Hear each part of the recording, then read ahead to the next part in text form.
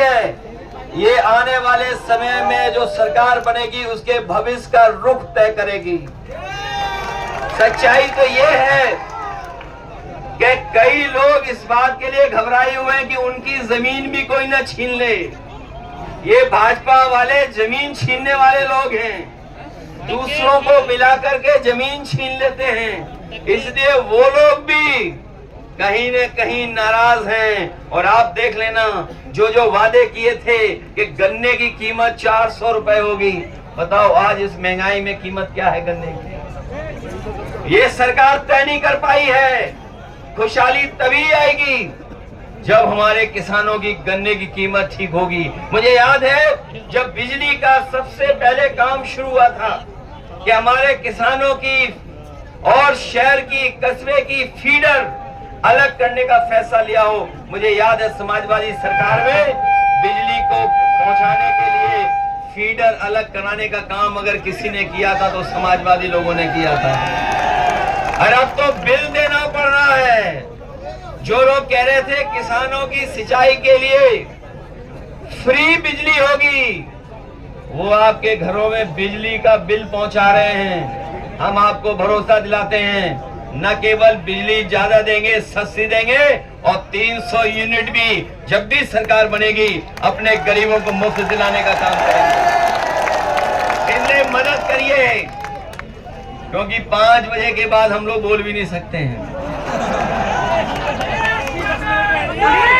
सच्चाई तो ये है कि अगर हम प्रतिशत के हिसाब से देखें, अगर हम प्रतिशत के हिसाब से देखें तो 100 में 100% समाजवादी पार्टी इंडिया गठबंधन जीत रहा है। और अगर गिनती के हिसाब से देखेंगे तो इस बार उपचुनाव में 9 की 9 सीटें इंडिया गठबंधन और समाजवादी पार्टी जीतने जा रहा है।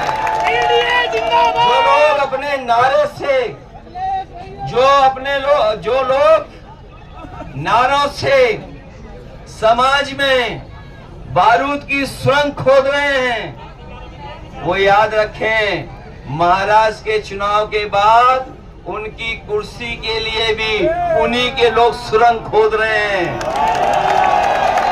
इसलिए मदद करिए।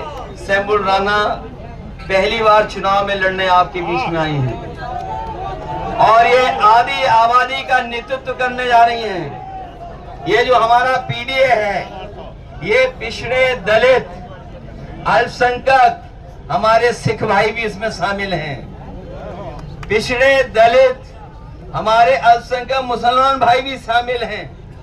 ये पीडीए, पिछड़ा, दलित और आदि आबादी भी इसमें शामिल है, आदिवासी भी शामिल हैं। इसीलिए मीरापुर में पीडीए की एकजुटता देख करके भारतीय जनता पार्टी के लोग घबराए हुए हैं। मुझे पूरा भरोसा है आप लोग मदद करेंगे।